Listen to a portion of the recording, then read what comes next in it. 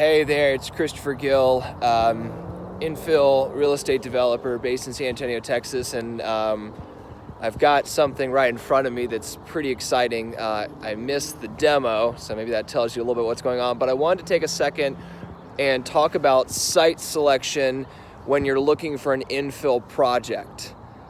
So this is a very, very important piece of the puzzle and really can make or break projects. So if you get site selection right, you will have much more valuable and interesting projects that will be better received by the city, that will be better received by the community, the neighbors, and may largely really affect the usability and the profitability of a project. All right, here's the big reveal. Whoa. This is the first time I've seen it all demoed. There was a vacant lot on that side, and then this part had a home and a really big garage and a shed. So almost half an acre now, though. Good heavens, it's crazy. It's amazing how big this feels. So this site, couple things about it. Number one, it is on a corner. Corners are great. It gives you two sides of access to the property. Why is that important? Well, as we were going through the rezoning and the replatting process, if they had said to us, hey, you cannot do the configuration that we wanted to, I had other options because I've got all this frontage on this street. So this development will front over there on that side of the street. So this will be where we're standing now will be a side. The sides of the homes will be here.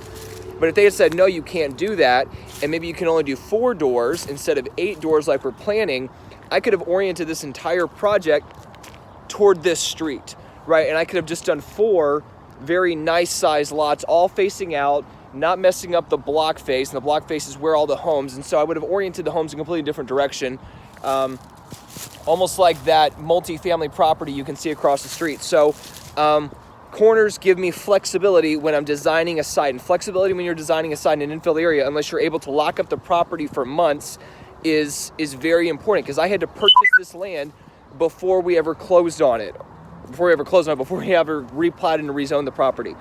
So it's not only on a corner, it also has an alley.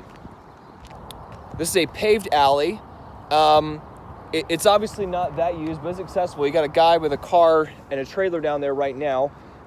So it is a paved alley, which gives me only another access point, which is fantastic.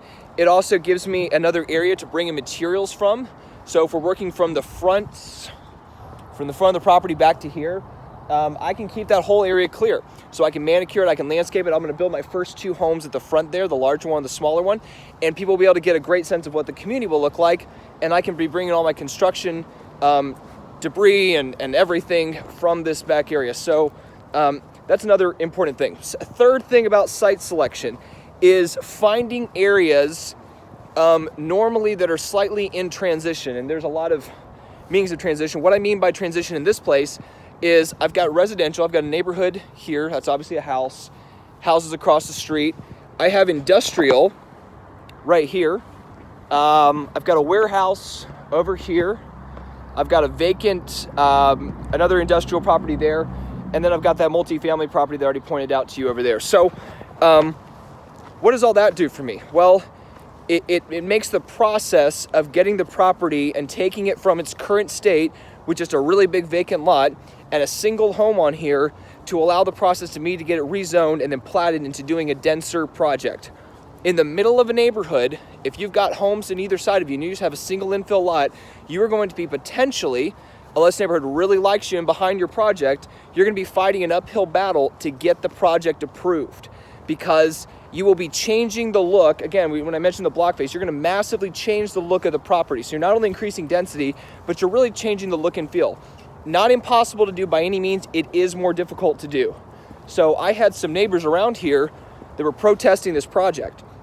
And one of the things that I did, my attorney did, was saying, hey, we are in a transitional area. We're on a corner. We've got industrial behind us, and we are helping the residential expand, right? We're making new, nice residential in a transitional area, which was a huge argument that helped us to get this rezoning approved. So those are a couple little tips on site selection. I hope that was helpful. And almost half an acre. It's a lot of land, and I can't wait to show you all this project as it comes along.